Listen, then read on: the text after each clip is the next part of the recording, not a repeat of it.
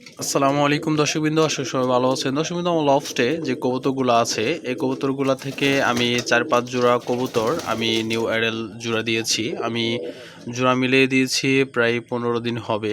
আমি এর মাঝখান থেকে আমি 3টা ডিম সংগ্রহ করেছি। এটা হচ্ছে ডিম জায়গায় জায়গায় পেড়ে রাখছে, আসলে বুঝতে পারতেছি না যে কোন কবুতরটা ডিম পেড়েছে আর কোন জোড়াটা আসলে রানিং হয়ে গেছে। আমি বুঝতে পারতেছি না, কারণ হচ্ছে এই কবুতরগুলা আমি রুমের ভিতরে আটকে দিয়েছি। আটকে দেওয়ার পর কবুতরগুলার ডিম জায়গায় জায়গায় পেড়ে রাখতেছে, মানে কোনো খোপের ভিতরে যা ডিম পারে না, এমনি বাহিরে ডিম পেড়ে রেখে দিয়েছে 3টা ডিম। দর্শকবৃন্দ, দেখেন আমি 3টা ডিম আমি একটা পাত্রের মধ্যে রেখে দিয়েছি। এই আলাদা একটা খোপের মধ্যে 3টা ডিম রেখে দিয়েছি। আমি 3টা ডিম দিয়ে আসলে কি করবো এটা বুঝতে পারতেছি না, কারণ হচ্ছে যে লফটে আমার তেমন কোনো কবুতর নেই যে আমি এই ডিম দিয়ে বসিয়ে দিব।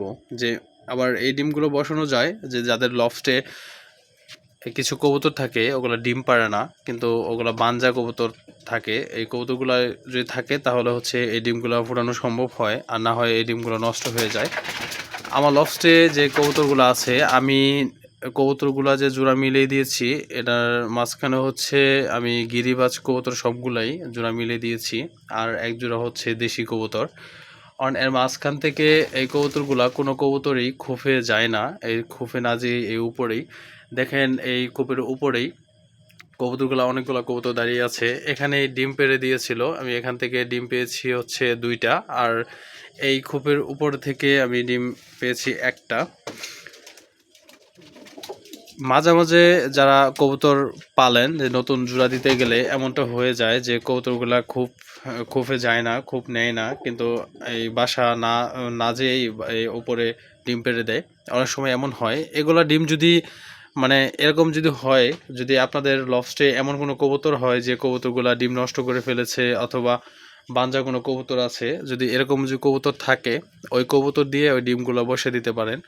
কারণ ওই কবুতর তলে যদি ডিমটা দিয়ে দেন তাহলে ইনশাল্লাহ হয়তো কবুতরগুলা ডিম ফুটিয়ে দিবে, মানে বাচ্চা ফুটাবে। আমার লফটে এক জোড়া কবুতর আছে, ওগুলা কবুতর বানজা নয়। এই কবুতরগুলা আমি ডিম দিয়ে বসিয়ে দিয়েছিলাম, আমি খুব চেঞ্জ করে তারপর ঘর চেঞ্জ করে অন্য ঘরে নিয়ে আসছি, এই কারণে এই কবুতরগুলা ডিম নষ্ট করে ফেলেছিল।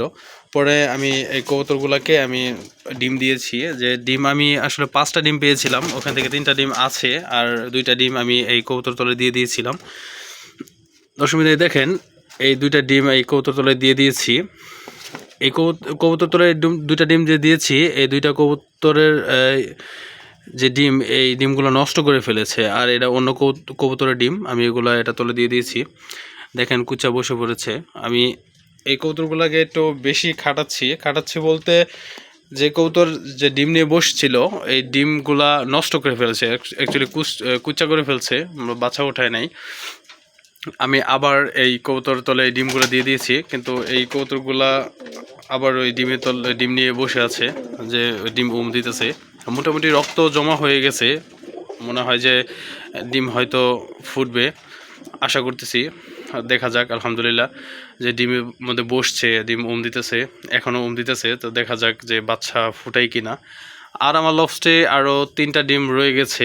আমি 3টা ডিম কোনো কবুতর তলে দিতে পারতেছি না, যে অ্যাকচুয়ালি আমি রেখে দিয়েছি সাইড করে, যদি কোনো কবুতর তলে দিতে পারি তাহলে হচ্ছে ডিমগুলো দিয়ে দিব।